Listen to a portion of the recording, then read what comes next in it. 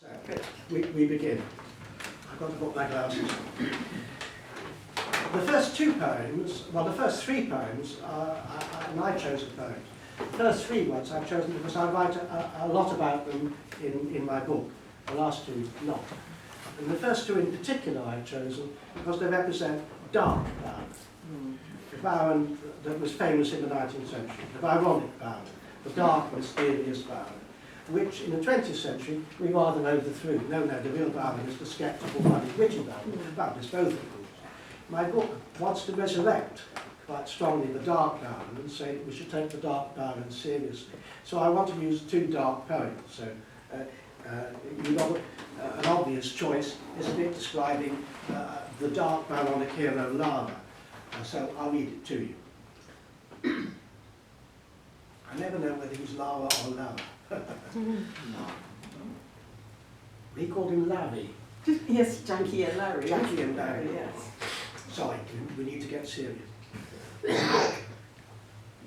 There was in him a vital scorn of all, as if the worst had fallen which could befall. He stood a stranger in this breathing world, an erring spirit from another hurled, a thing of dark imaginings, that shaped by choice the perils he by chance escaped, but escaped in vain, for in their memory yet his mind would half exult and half regret.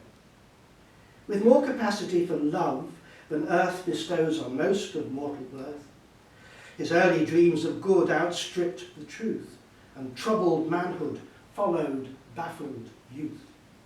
With thoughts of years in phantom chase misspent, and wanted powers for better purpose lent, and fiery passions that had poured their wrath in hurried desolation o'er his path, and left the bitter feelings all at strife in wild reflection o'er his stormy life, but haughty still, and loath himself to blame. He called on nature's self to share the shame, and charged all faults upon the fleshly form she gave to clog the soul and feast the world. Till he at last confounded good and ill, and half mistook for fate the acts of will. At half mistook, Jerome McGann very kindly wrote an introductory essay to my book, and he spends in that essay, which is quite a lot about Lara, quite a lot about Byron's use of half. Half aware, half mistook, half exult, half regret. Byron is good on half, which means also kind of both. Byronic heroes are half aware of their being. They see their being. They half exult and half regret in their being. But their being is a mystery to them. They don't fully understand it. And they draw us into that curious thing. That's one thing. The other thing, half mistake for fate the acts of will. It's a commonplace that romantic poets exalt and are interested in imagination, and Byron, of course, is in that. But Byron is far more interested in the human will than he is in the human imagination. And a great deal of my book, as Robin will bow to, is about Byron's preoccupation with the will, the darkness of the will, the fact we don't know where our actions originate from. We peer into them and we disguise where they originate from. Yes, that's all I've got to say on that. That's a starter. So we'll go to the next one. And this next one is, we should have something from a play. This is from the two Foscari. It's Doge Foscari speaking. And Doge Foscari, and this is, in a sense, the most articulated version of pessimism in Byron, and perhaps any in English. So be prepared to be gloomy. I'm the sort of also runner. Yes. I'm Marina. It's very important that this speech, which is a male speech by a doge, is framed by a woman. And the woman is the antipodes, the opposite. The whole play is about the opposition, really, between the woman and the man, in a basic sense. So it's very important it's framed by a woman's voice. So I'm a relatively cheerful one, not really. Are you content? I am what you behold. And that's a mystery. All things are so to mortals. Who can read them save he who made them? Or if they can, the few and gifted spirits who has studied long that loathsome volume, man, and poured upon those black and bloody leaves his heart and brain, but learn a magic which recoils upon the adept who pursues it. All the sins we find in others, nature made our own. All our advantages are those of fortune. Birth, wealth, health, beauty are her accidents. And when we cry out against fate, to well we should remember fortune can take naught away save what she gave. The rest was nakedness, and lusts, and appetites, and vanities, the universal heritage, to battle with as we may, and least in humblest stations, where hunger swallows all in one low want, and the original ordinance that man must sweat for his poor pittance, keeps all passions aloof, save fear of famine. All is loss, and false, and hollow, clay, from first to last. The prince's urn no less than potter's vessel. Our fame is in men's breath, our lives upon less than their breath, our durance upon days, our days on seasons, our whole being rests on something which is not us. So we are slaves, the greatest as the meanest. Nothing rests upon our will. The will itself, no less, depends upon a straw than on a store. And when we think we lead, we are most led, and still towards death, a thing which comes as much without our act or choice as birth. So that methinks we must have sinned in some old world, and this is hell. The best is that it is not eternal. These are things we cannot judge on earth. Important, that comes after that speech. A huge rodomontade of pessimism. What's interesting there is that the Doge believes in will, he believes, he loves Venice, he's the epitome of Venice. Venice is, it's like Freud, civilization involves repression. The Doge understands that before Freud. Civilization depends upon repression, but it's worthwhile because look, it's produced Venice, this marvellous city built impossibly on the bloody sea. Marvellous, it's wonderful, sustained by the human will, and yet at cost. The cost in the play is that the Doge has to superintend the torture of his son, which he does. That's the cost. And yet in this speech, no, suddenly, no, nothing rests upon her. Absolutely nothing. But the Byronic hero, everything rests on my will. The large, everything rests on my will. And yet at the same time he meets a kind of defeat. He's trapped, yes? In here, nothing rests on my will. This absolute expression of pessimism. That'll do for that. And that should be a clue to go into the next thing. I partly chosen this because at the end of the three women in Don Juan, which Chris is going to read, you get Aurora Raby who is the exact opposite. I make a big play in this in the book, the relationship between the Doge's speech and Aurora Raby, because one sees nothing rests upon our will as hollow, and Aurora sees nothing rests upon our will as enlargement. It's an absolute opposite. I go on about that, but still. Somebody else coming in? No, somebody else going out. Yes, as Bernard said, this is from Don Juan, Canto 17, starting at stanza 47. It's in the Norman Abbey section, you know, when he's come to England and he's seeing British English high society from a Spanish, supposedly Spanish point of view, but actually really from Byron's point of view. And this is the bit where he sets the three main women characters alongside each other. So he starts with Adeline, who of course is the main one, really. Well, maybe not. Maybe Aurora is the main one, as you say. She's the boss of the house. She's the boss of the house. She's the boss. She, Adeline, also had a twilight tinge of blue. She could write rhymes and compose more than she wrote. She made epigrams occasionally, too, upon her friends, as everybody ought. But still from that sublimer azure hue, so much the present dye, she was remote. She was weak enough to deem Pope a great poet, and what was worse, not ashamed to show it. Aurora, since we are touching upon taste, which nowadays is the thermometer of whole degrees or character at last, was more Shakespearean, if I do not err. The worlds beyond this world's perplexing waste had more of her existence, for in her there was a depth of feeling to embrace thoughts boundless, deep, but silent too as space. Not so her gracious, graceful, graceless grace, the full-grown Hebe of Fitzfouque, whose mind, if she had any, was on her face. And that was a fascinating kind, a little turn for mischief you might trace also thereon, but that's too much. We find few females without some such gentle leaven, for fear we should suppose ourselves quite in heaven. I have not heard that she was at all poetic, though once she was seen reading the Bath Guide, and Haley's Triumphs, which she deemed pathetic, because, she said, her temper had been tried so much, the bard had really been prophetic of what she had gone through with, since a bride. But of all verse, what most ensured her praise were sonnets to herself, or bouts rimés.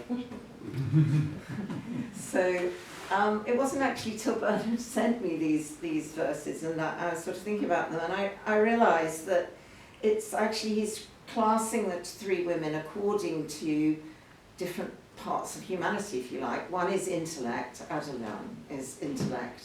The second is the soul, I suppose, or spirit, Aurora. And the third, Fitzfouque, of course, is the body. So is Byron doing that deliberately? He seems to be here, doesn't he? But this is a little way into the story. This is not their the way we're introduced to them. This is the way we're sort of encouraged to look at them part of the way through, before, I think, the friar, the Black Friar scenes. But so was Byron thinking about this all the way along? Is that the way he intended to introduce those three women, or did he suddenly realise himself that he'd done that? I think that's an interesting question to ponder on. And was it like that for Byron with a lot of his poetry, that he wrote it and then he suddenly realised what he'd written and had to go on and sort of incorporate that into his next writing? I do think there must have been an element of, as there is for all of us, I suppose, when you sit there and you think about something and suddenly something comes to mind that you hadn't realised was there when you first started. That's me, I think. Yes, and I mean, the three women at the end of the day, they're an extraordinary creation, three different types, body, soul and spirit, as you say.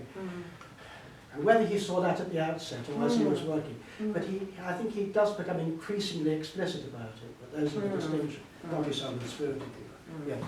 So thank you for that. Two poems now, which I'm going to give you part because I know them by heart, and which I don't talk about in the book. The first is a poem called Last Words on Greece, though Byron didn't give it that title. It's one of the poems at the end of his life that he wrote when he was in Greece, fighting for Greece, but was in love with Lucas Karadinsanos, who didn't return his favours. One of the reasons I put it in is because it would be odd to have reading a Byron which didn't have any passion in it. But this is a rather unusual passion because it's unrequited. Byron does not write about unrequited passion. Lots of poets do, but he doesn't. In the poem, it's quite a short poem, in the poem there's a reference to that he could despise a crown of aught save laurel. The reference almost certainly is that Byron knew that if he played his part in the expulsion of the Turks from Greece, he would be offered the crown of Greece. That's what the reference is. The other thing, the poem contains a long, elaborate simile to what happens when a serpent looks at an animal and hypnotises it and paralyses it. In the poem, it's an adder looking at a dove, and the dove is paralysed by the adder's eye, so it comes tumbling down to its death. That's an image he uses somewhere else. It's not actually true. Serpents can actually make you freeze with terror, so it looks as if they're hypnotising you. But it wasn't, he didn't invent it. It was a common idea knocking about in his time. So, this poem is quite short. What are to me those honours or renown, past or to come, a newborn people's cry? albeit for such I could despise a crown of aught save laurel, or for such would die. I am a fool of passion, and a frown of thine to me is as the adder's eye to the poor bird, whose pinion fluttering down wafts unto death the breast it bore so high. Such is this maddening fascination grown. So weak so strong thy magic, or so weak am I. Poe's very little talked about. No one ever talks about it. I've always liked it. I put down 2 things to talk about, so let me remind me what I put the 2 things down. 10 lines, only 2 rhymes. It's a little tour de force. It's quite clever. Aun and I rhymes all the way through. I've talked about unrequited passion. What interests me most about the poem, which I don't fully understand, so if anyone can help me, please do, is that the central image is this. It's the very wings, the pinion, that makes a bird normally fly upwards, which lifts it up high. It's exactly those same wings that now drive it down to its death. And that's a simile, so it must be something similar in Byron. Now, a crude version of that would be when Lucas Calenzano, a 16-year-old boy, frowns at Byron. It isn't actually an adder's eye, because they don't frown, it's a full eye. Nevertheless, when he's like that, he plunges down. But if you gave him a nice kind of smile, he'd go up. That's a crude explanation. And not like this as much as it is. But I suspect it's more than that. It's that whatever passion is in Byron, and here it would also be a passion for Greece, the same element which gives you the high passion is exactly the same thing which takes you down to the depth. That seems to be the most interesting thing in the poem, but I don't fully understand it, so I share that with you. And then finally, of course, any such thing would end with I would to heaven that I was so much clay, because everyone ends with that, and I know that by heart too. So I'll end with that. This is a poem written, a stanza in ottava rima, written on the manuscript of Don Juan like a jeu d'esprit. I would to heaven that I was so much clay, as I am blood, bone, marrow, passion, feeling. For then at least the past will pass away, and for the future, but I write this reeling, having got drunk exceedingly, I seem to stand upon the ceiling. I say the future's a serious matter, and so, for God's sake, hock and soda butter. Byron would have said water, but the long A of the upper classes in the South only comes in about 1850, so he would have said water, like so many languages. So I looked down my little points to say there. What are they? Yeah, it's a cheerful poem, made you laugh. The actual point of view is exactly the same as though it's possible. Life's hell. The past can't be faced, the present can't be faced, I can't stand it. The future's awful. I want to be dead. I want to be clay. Exactly the same as though it's possible. But the tone, of course, no, we perceive it through the tone. It's quite different. But the biggest thing, and I'll finish on this, it's a simple thing, is that when we hear I would have so much clay, we're hearing Byron's voice, supremely poised, a clever man, a witty devil, in control of things. That's Byron. You hear him. That's the self we're encountering. But Byron is also blood, bone, marrow, passion, feeling. He doesn't control that. That controls him. That's a fantastically simple opposition. We all know that opposition. Yeah? What's best and greatest in Byron is his ability to recall us to something basic and familiar, which yet we don't register or forget. That's a big statement, so I'll shut up on that. We finished.